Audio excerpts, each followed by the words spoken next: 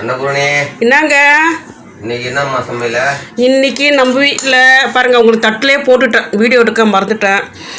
சிரிக்கிற பருப்பு போட்டு கடையல், பீட்ரூட் பொரியல், அப்புறம் இது வந்து முருங்கைக்காய் அடிக்கடி நம்ம செய்கிறோம், வாரத்துக்கு ஒரு 3 நாள் 4 நாள் கூட செய்கிறோம். முருங்கைக்காய் தொகையல், அது ரொம்ப நல்லது. ஏற்கனவே இதை பற்றி நிறைய போட்டிருக்கேன், வீடியோ கூட ஒன்று போட்டிருக்கேன்.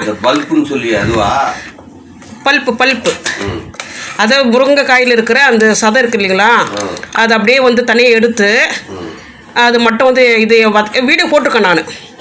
அவ்வளோ நல்லது இது.